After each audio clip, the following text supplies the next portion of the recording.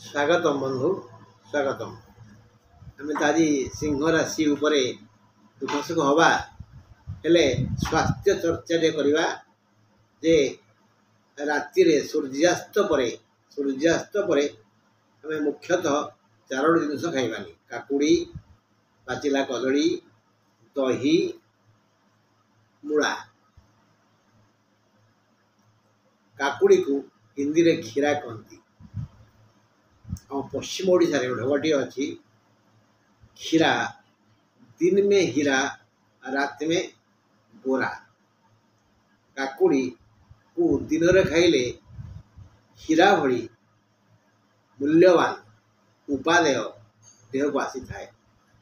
There आवश्यकता पूरण होता है। काकुड़ी दिन रे हीरा भली मूल्यवान शक्ति जोगे थाए। राति रे खाइले ताहा आम देह भारी क्षतिकारक हुए। विशेषकर आमर क्षुद्रांत आउ लिभर मान यकृत तापर प्रभाव पड़े। तेणु काकुड़ी को राति खाइबानी दिन में खाइबा। सबुदिन दिन में खाइले बहुत भल। काकुड़ी पुणी दही दही दिन में भल। भोजनांते पिबेत्ताक्रा दही घोल दही को माने पानिया पानिया दही को तर्क कह जाए। तर्क न तक्र तक्र रफड़ा करफड़ा तक्र कह जाए। भोजन शेष दही पान करा जाए बोले भल जीर्ण हुए। आम जो यकृत कहले लिभर ता ऊपर पटु पड़ेनि। ये दहीटा तक सफा रखे जहाँफल भल भाव में पित्तरस क्षरण हुए और भल जीर्ण हुए। तेणु से राति पद सूर्यास्तात् परम दधि न भक्तव्यम। सूर्यास्त पर दही पान करने अनुचित। अच्छा मूलकेन मूला को मूलक बजाए मूलकेन वायुवर्धते। गैस हो गैस आजिकल प्राय गैस भी समस्या तमें मुँह से इत्यादि। तो राति रे मूला खाइले वायु बढ़ी जाए। दुर्गंध वायु निवर्तते माने दुर्गंध लगू जाब। नाती कहे यदि कहीं गैस छाड़देला तल गैस वायु छाड़देला शब्द है छोट छुआ तो से कहे ये दुर्गंध लगू जाब दुर्गंध लगू जाब। से दुर्गंध लगू जाब सृष्टि हम सबारे बसी हेनी। तेणु मूला आम राति खाइबानी। सेमती पाचिला कदली भी आम राति खाइबानी। कफ वर्धते ए कफ सृष्टि हुए कफ वर्धते। ये सब जहाँ मुझे कहली ये हूँ स्वास्थ्य शास्त्र किछि बाणी। सुविधा हेले ये स्वास्थ्य शास्त्र मुझे किछि कहबी। तेणु आम राति सूर्यास्त पर केवल कदली किंतु आम राति श्रेणी खाऊे छेना गोलमरीच गुड़ दही दूध नड़िया चकटा है समस्त मिश्रण है। श्रेणीटा खाली कदली नुह खाली कदली खाइबानी खाली कदली खाइबानी आउ दही खाइबानी काकुड़ी खाइबानी मूला खाइबानी सूर्यास्त पर स्वास्थ्य चर्चा। बंधु आज आम सिंह राशि आलोचना करवा। सिंह राशि अधिपति राश्याधिपति हेले रवि और ये मासर अधिपति हेले रवि। तेणु रवि तो प्रति मासर अधिपति किंतु जेहेतु सिंह राशि का आलोचना करुचे तेणु आलोचना करिया। वर्तमान ता पूर्व जानिनबा जे घात 12 शनिवार अक्टोबर 19-26 नवेम्बर 2-9-16 आसो। घात 12 शनिवार अक्टोबर 19-26 नवेम्बर 2-9-16 आसो। घात नक्षत्र मूला नवेम्बर 6 आसो। घात नक्षत्र मूला नवेम्बर 6 आसो। घात तिथि नवमी अक्टोबर 25 और नवेम्बर 10 आसो। घात चंद्र मकर नवेम्बर 8 और 9। घात चंद्र मकर नवेम्बर 8 और 9 पड़ो। आम जाचे शुभ रंग सिंह राशि धला और नारंगी। शुभ बार रवि और गुरुवार। शुभ संख्या 1 4 5 6। हेले बंधु एवं आम देखा कौ ग्रह केउठी अछंती। वृषरे दशम केन्द्र रे गुरु अछंती। एकादश लाभ रे माने मिथुन रे मंगल अछंती।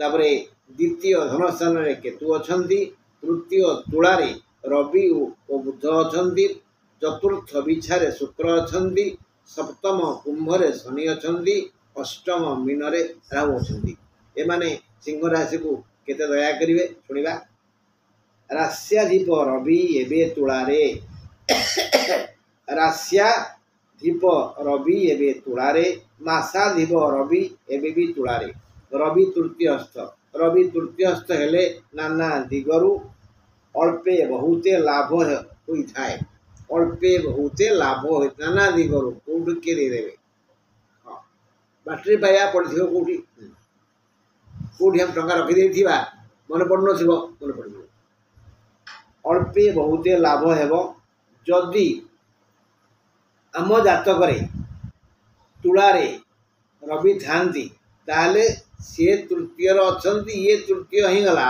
पच्चे बबा जदि तम जातक रे तुला रे रवि थिबे तेबे यही आय अधिक रु अधिक हेबो द्वितीयाधिपति बुध से भी तुला रे द्वितीय स्थान रे अच्छा से ना भूल कहली तृतीय स्थान रे से तृतीय रवि तृतीय बुध तृतीय स्थान रे बुध रहिले मन को डर आसी थाए निज छाई को मध्य भूत ज्ञान ही थाए तृतीय रे बुध रहिले मन को डर आसे मन डरिले कौन सी कार्य होई पारे नहीं जा फलले सब काम रे भूल भटका हुए बुध 28-10 रे बिछा को जिबे चतुर्थ हेबे चतुर्थ बुध बिछा गला परे केबे से जिबे 28-10 से बिछा को जिबे चतुर्थ हेबे चतुर्थ बुध धन लाभ कराइबे विभिन्न दिगरु धन आसीबो रवि कथा धन हैला बुध भी धन देले चतुर्थ हेले बिछारे बुध थिले एही धन प्रबल परिमाण रे बसए यदि जातक रे बुध थांती बिछारे वर्तमान ए मास रे से अधिक धन देबे शुक्र चतुर्थ शुक्र धनर परिमाण को बढ़ाई थांती बिछारे बे शुक्र अछंती से धन बढ़ाइबे माने भल आय कराई थांती से 6-11 रे धन को जिबे माने पंचम हेबे धनु गले से पंचम हेबे शुक्र पंचम शुक्र आनंद और सुख दे थांती धनु को शुक्र जिबे जदि जातक रे धनु रे शुक्र थांती तले ए मास रे प्रबल धन आय हेबो शनि कुंभ रे माने सप्तम रे शनि सप्तम शनि हेतु रोग हुए शनि सप्ताह हेतु रोग हो विभिन्न रोग हो अकस्मात मुंड बिंधिबो अकस्मात हाथ बिंधिबो गोड़ बिंधिबो अंटा दर्द हबो पेट कामुड़िबो गैस हबो अकस्मात हबो हां रोग ही थाए रोग हेले भी शनि मघा और पूर्व फाल्गुनी को लक्ष्मी दान करिवे रोग सिना हबो किंतु मन को प्रफुल्ल रखिया पई जेतु भल समय यात्रा करजंती मघा और पूर्व फाल्गुनी को धन देवे मतलब लक्ष्मी वृद्धि हबो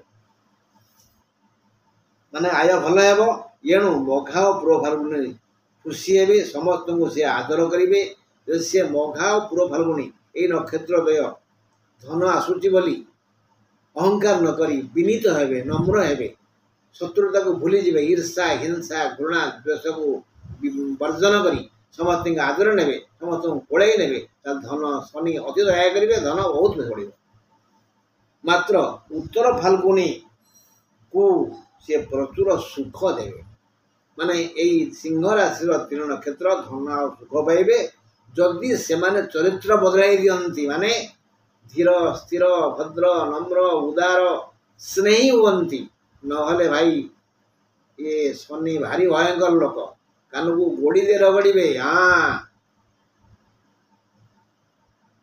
अष्टमस्थ राहु मीनरे अष्टमत राहु भी रोग दे थांती रोगग्रस्त हेले भी यही नक्षत्र त्रय कलह करने को दांत जीव को बजे रखिंट एवं सिंह राशि तीन नक्षत्र प्राय कलह कर प्राय मो पाक जातक प्राय आसूची जे आज्ञा एमती झगड़ा हो भाई बोलने पड़ूनी स्वामी स्त्री झगड़ा होती मुझे कौन करी सरल भाषा कौ जगह समय खराब अच्छी कारण राहु वर्तमान मीन थिबारु सिंह राशि तीन नक्षत्र को अस्तव्यस्त करुच्ची से बिना कारण रे अन्यर भूल खोजुंट ଶୁଖିଲା ଘାକୁ ଉଖରେଇକିରି କଞ୍ଚା କରୁଛନ୍ତି।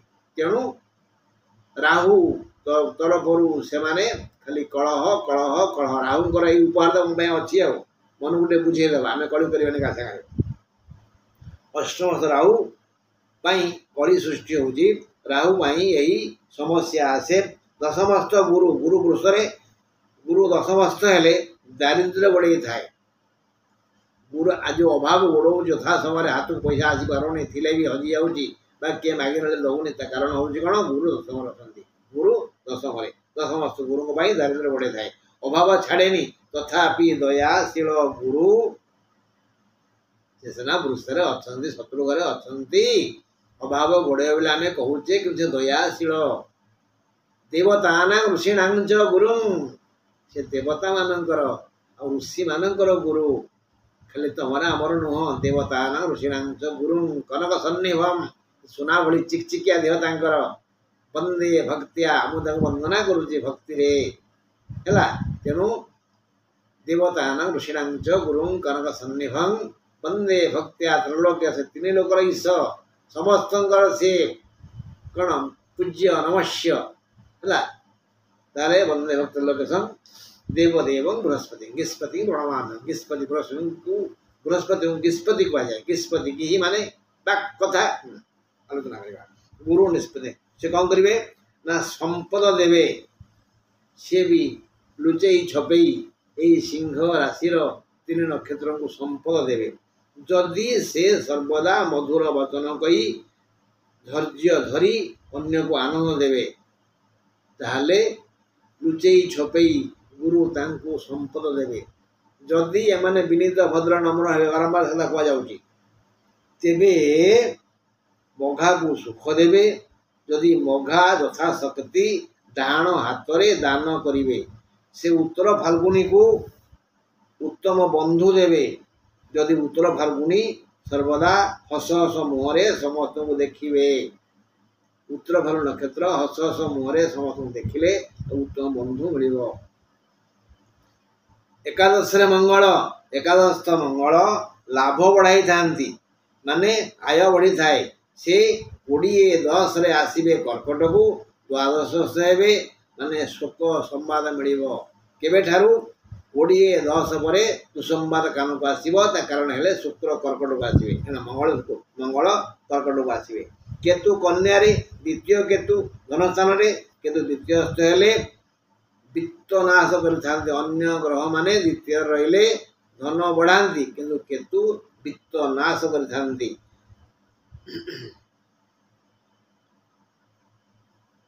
ଆଉ ବିଭିନ୍ନ ବାଟରେ ହାତରୁ ଧନ ଖସି ଯାଇଥାଏ। ମାତ୍ର ସାବଧାନ ନହେଲେ କେତୁ ଏହି ନକ୍ଷତ୍ର ତ୍ରୟଙ୍କର ବିଶେଷ ହାନି କରିଥାନ୍ତି। ଯେଉଁ ବଦ ଖର୍ଚ୍ଚ ହେଉଛି, ରୋଗରେ ହେଉ, କେସ୍ରେ ହେଉ, ମାଲି ମକଦ୍ଦମାରେ ହେଉ, ମାରପିଟରେ ହେଉ, ମେଡ଼ିକାଲରେ ହେଉ, ଓକିଲ ନେଉଛି, ଡାକ୍ତର ନେଉଛି, କାରଣ ହେଉଛି କେତୁ। ତେଣୁ ଟିକେ ହୁସିଆର ରହନ୍ତୁ, ବଦ ଖର୍ଚ୍ଚ କରନ୍ତୁନି।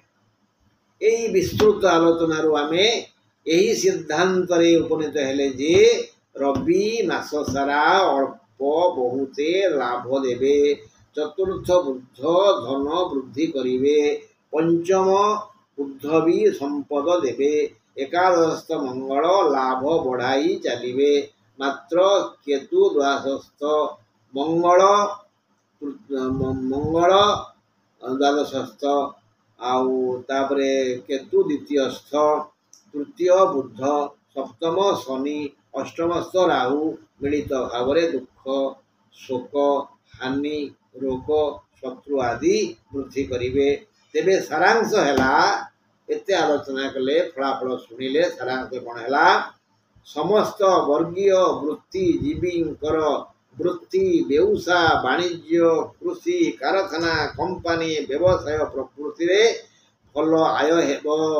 ଆଶାନୁରୂପ ଉନ୍ନତି ହେବାରୁ ବହୁ ଦିନର ସ୍ୱପ୍ନ ସତ୍ୟରେ ପରିଣତ ହେବ। ସମସ୍ତ ଯୋଜନା ସଫଳ ହେବ। ସମସ୍ତ ପ୍ରକାର ଋଣ ପରିଶୋଧ କରିବାର ସମୟ ଆସିଛି, ସୁଯୋଗ ଆସିଛି। ସୁଯୋଗ ଆଉ ବନ୍ଧୁମାନେ ସହଯୋଗ କରିବେ, ମନକୁ ଶାନ୍ତି ମିଳିବ। କେହି କେହି ଆପଣଙ୍କର ଉନ୍ନତିରେ ଈର୍ଷାନ୍ୱିତ ହୋଇ ଆପଣଙ୍କୁ ହଇରାଣ କରିବେ, ବିପଦରେ ପକାଇବା ପାଇଁ ଚେଷ୍ଟା କରିବେ। ବାଲି ମକଦ୍ଦମା ବି କରିପାରନ୍ତି।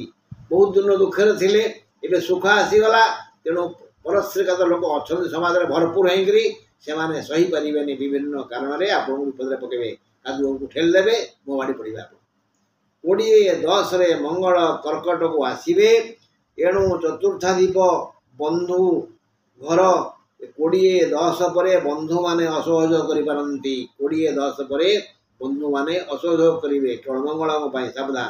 ଯେ ଯାହା କହୁ ଆମେ ଶୁଣିବାନି ଟିକେ। ଆଉ କ'ଣ, ରାହୁ ଓ କେତୁ ତଥା ଶନି ସପ୍ତା ହେତୁ এই 3 ଗ୍ରହ ଅଶୁଭ ସ୍ଥାନରେ ଥିବାରୁ ଅର୍ଥାଭାବ ଦେଖାଦେଇପାରେ। এই 3 ଗ୍ରହ ପାଇଁ ମଧ୍ୟ ଅଭାବ, କେତୁ ତ ସବୁ ନେଇ ପଳେଇବେ। ଆଉ ଅଷ୍ଟମସ୍ଥ ହେଲେ ରାହୁ, ସପ୍ତମସ୍ଥ ଶନି ସପ୍ତା କେତୁ, ଏମାନେ ବିଭିନ୍ନ ଆଡ଼ୁ ସମ୍ପତ୍ତି ନେଇଯିବେ, ବିପଦରେ ପଡ଼ିବ। ତୃତୀୟସ୍ଥ ବୁଧ, ଦ୍ୱିତୀୟସ୍ଥ କେତୁ ହେତୁ ଦେହ ମୁଣ୍ଡ ଖରାପ ହେବ, ଏଣୁ ମନ ମସ୍ତିଷ୍କ ବିଚଳିତ ହୋଇପାରେ। ସପ୍ତମରେ ଶନି, ସେ ସପ୍ତମକୁ ଅଧିକାର କରିଛନ୍ତି, ଏଣୁ ମହିଳାମାନଙ୍କର ଅଶାନ୍ତି ବଢ଼ିଯିବ। ସେ ଅଶାନ୍ତ ଗ୍ରହ ଭଳି ଘରେ ଉତ୍ପାତ କରିବେ। ତାପରେ ପଞ୍ଚମାଧିପ ଗୁରୁ ଦଶମରେ, ପୁଣି ଏକାଦଶ ଥାଇ ମଙ୍ଗଳ ଦେଖୁଛନ୍ତି ପଞ୍ଚମକୁ। ପଞ୍ଚମାଧିପ ହେଲେ ବୃହସ୍ପତି, ସେ ଦଶମରେ ଅଛନ୍ତି। ପୁଣି ଏକାଦଶରେ ଅଛନ୍ତି ମଙ୍ଗଳ, ମାନେ ମିଥୁନରେ ଅଛନ୍ତି, ସିଏ ବି ଦେଖୁଛନ୍ତି। ଏଇ 2 ଗ୍ରହ 2 ମିତ୍ର, ସେ ଧନୁକୁ ଦେଖୁଛନ୍ତି। ତେଣୁ ସମସ୍ତ ପ୍ରକାର ଛାତ୍ରମାନଙ୍କର ଓ ଆମର ସନ୍ତାନମାନଙ୍କର ବିଶେଷ ଉନ୍ନତି ହେବ। ସମସ୍ତଙ୍କର ମଙ୍ଗଳ ହେଉ। ମୁଁ ରହିଲି, ନମସ୍କାର, ଜୟ ହେଉ, ଓମ୍ ଶାନ୍ତି।